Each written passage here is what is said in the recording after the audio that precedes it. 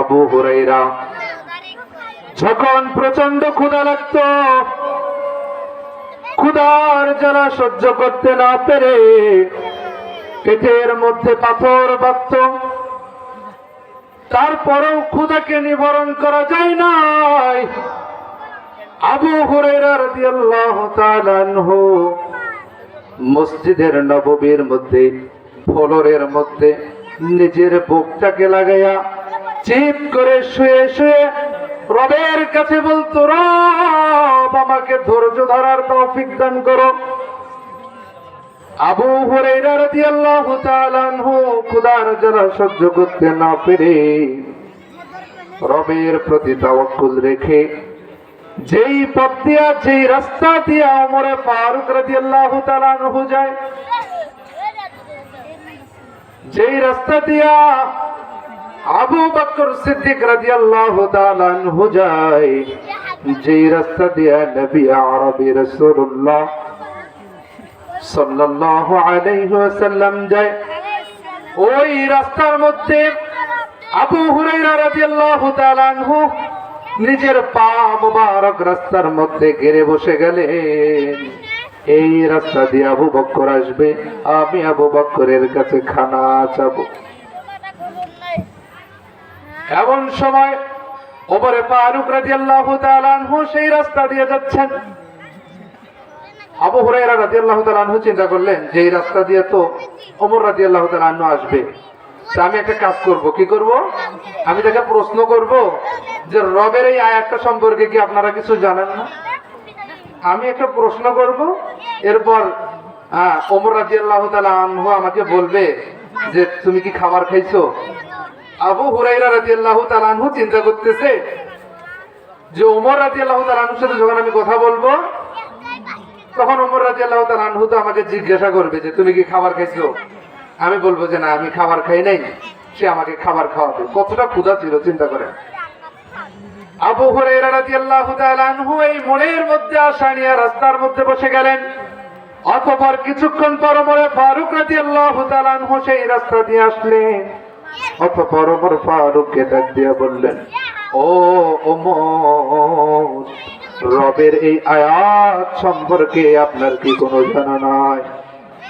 ওমর ফারুক রাদিয়াল্লাহু তাআলা আনহু সাময়িক সময় তার সাথে কথোপকথন শেষ করে চলে গেলেন, কিন্তু তাকে খাবার খাওয়ার ব্যাপারে কোনো প্রশ্ন করলেন না। অতঃপর ওমর ফারুক রাদিয়াল্লাহু তাআলা আনহু চলে গেলেন। মনের মধ্যে আশা ছিল ওমর রাদিয়াল্লাহু তাআলা আনহু আমাকে খানার কথা বলবে, আর আমি তাকে বলবো না না আমি খাবার খাই না, আমাকে সে খাবার খাওয়াবে। একটা আশা ছিল, সেটাও নষ্ট হয়ে গেল। আবু হুরায়রা রাদিয়াল্লাহু তাআলা আনহু মনের মধ্যে কষ্ট নিয়ে রবের প্রতি তাওয়াক্কুল রেখে, রবের প্রতি বিশ্বাস রেখে ধৈর্যের সাথে রাস্তার মধ্যে আবারও বসে গেলেন। কিছুক্ষণ পর আবু বকর সিদ্দিক আকবর, হযরত আবু বকর সিদ্দিক রাদিয়াল্লাহু তাআলা আনহু সেই রাস্তা দিয়ে আসতেছে।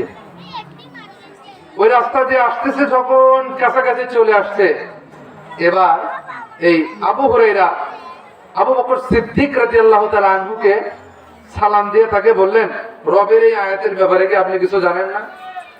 রবের এই আয়াতের ব্যাপারে কি আপনি কিছু জানেন না? তার কিন্তু মনে একটা আশা ছিল যে এই বুঝে আবু বকর আমাকে বলে যে তুমি কি খাবার খাইছো। পেটে প্রচন্ড ক্ষুধা। কার? আবু হুরায়রা রাদিয়াল্লাহু তাআলা আনহু, যার হাদিস অসংখ্য বর্ণনা করা হাদিস আজকে বর্তমান জামানের বিখ্যাত আলেম ওই হাদিসগুলো পড়ে পড়ে আলেম হয়েছে, এমন একজন বিখ্যাত আলেম আবু হুরায়রা রাদিয়াল্লাহু তাআলা আনহুর অবস্থা। কত ক্ষুধার জ্বালা, শুধুমাত্র দ্বীনের প্রতি, রবের প্রতি দাখিল হওয়ার কারণে। আবু বকর সিদ্দিক রাদিয়াল্লাহু তাআলা আনহু সেম পূর্বের মতো কিছু সময় তার সাথে কথা বলে চলে গেলেন। তাকে বললেন না যে তুমি খাবার খাইছো কিনা, এই ধরনের কোনো কথা বললেন। আবু হুরায়রা রাদিয়াল্লাহু তাআলা আনহু মনের মধ্যে কষ্ট নিয়ে আবার বসলেন। কিছুক্ষণ পর রাসূল আরবি সৈয়দুল মুরসালিন খাতামান নবিয়্যিন হযরত মুহাম্মদ মুস্তাফা সাল্লাল্লাহু আলাইহি ওয়াসাল্লাম ওই রাস্তা দিয়ে আসতেছে। আবু হুরায়রা রাদিয়াল্লাহু তাআলা আনহু নবীজির চেহারা মুবারকের দিকে যখন তাকালেন, অতঃপর নবী আরবি যখন আবু হুরায়রার দিকে তাকালেন, আবু হুরায়রার দিকে তাকানোর সঙ্গে সঙ্গে রাসূলুল্লাহ সাল্লাল্লাহু আলাইহি ওয়াসাল্লাম, আপনার আমার দয়ার নবী, মায়ার নবী আমার, আবু হুরায়রার চেহারার দিকে তাকানো মাত্রই একটা মুস্কি হাসি দিলেন। নবীজির আর বুঝতে বাকি নাই, নবীজির বোঝার বাকি নাই, অটোমেটিক বুঝে গেছে যে আবু হুরায়রার মনের মধ্যে কি চলছে, তার এখন কি সমস্যা, কোন কষ্টের মধ্যে আছে বুঝে গেছে। অতঃপর নবীজি বলতেছে, আবু হুরায়রা আসো, আমার সাথে সাথে আসো। আবু হুরায়রার মনের মধ্যে বড় আশা, এবার বুঝে নবীজি আমাকে নিয়ে যে খানা দিবেন। আবু হুরায়রাকে সঙ্গে করে নিয়ে নবীজি তার বাসার মধ্যে চলে গেলেন। অতঃপর বাসার মধ্যে গিয়া দরজার মধ্যে নক করলেন, বেবিকে বললেন রুমে ঢোকার পারমিশন চাই। বেবি যখন রুমে ঢোকার পারমিশন দিল, নবীজি ঘরের মধ্যে চলে গেলেন। অতঃপর আবু হুরায়রাকেও ঘরের মধ্যে নিয়ে আসলেন। আবু হুরায়রাকে ঘরের মধ্যে ডাক দেওয়ার পর নবীজির ঘরের মধ্যে একটা দুধের পাত্র ছিল, পাত্রের মধ্যে আনুমানিক 1 পোয়ার মতো দুধ ছিল। কয় পোয়া? 1 পোয়ার মতো দুধ ছিল। এরপর এই দুধ নিয়ে আবু হুরায়রার হাতে দিলেন। নবীজি আবু হুরায়রার হাতে দিয়ে বললেন, চলেন যাই, এখন বাইরে যাই। আবু হুরায়রার মনের মধ্যে অনেক আশা, এই এখন বুঝি নবীজি আমাকে বলবে দুধটা পান করো, কিন্তু নবীজি তা করলেন না। না করে আবু হুরায়রাকে বললেন, আমার মসজিদের যত ছাত্র আছে সবাইকে দাওয়াত দেন। আবু হুরায়রার মনের মধ্যে একটা কষ্ট, এই এতটুকু দুধ আর আমার যে ক্ষুধা লাগছে, আমি যদি খাওয়া শুরু করি এই 1 পোয়া দুধে তো আমারই হবে না। নবীজি যে এতগুলো মানুষের দাওয়াত দিতে বলতেছে, কি করব? যেই কথা সেই কাজ, কোন অপশন আছে? কোন সাউন্ড দেওয়ার অপশন আছে? কে বলছে? সাইয়্যিদুল মুরসালিন খাতামান নবিয়্যিন, দুজাহানের বাদশা রাসূল আরবি সাল্লাল্লাহু আলাইহি ওয়াসাল্লাম। যেই কথা সেই কাজ, সকল ছাত্রদেরকে দাওয়াত দেওয়া হলো। দাওয়াত দেওয়ার পর শর্টকাটে বলতেছে, নবীজি আবু হুরায়রাকে বলল, আবু হুরায়রা তুমি একটা কাজ করো, কি একজন একজন করে সবাইকে দুধ পান করো। একজন সাহাবী নিলেন, দুধ পান করলেন, সম্পূর্ণ দুধ তৃপ্তির সাথে খাইলেন, কিন্তু দুধ শেষ হলো না। এরপর আর একজন সাহাবীকে দিলেন, তৃপ্তির সাথে খাইলেন, দুধ শেষ হলো না। এইভাবে যত ছিল সবাই খাইলেন। নবীজি পূর্বের মতো আবু হুরায়রার দিকে তাকিয়ে আবার একটা মুস্কি হাসি দিলেন।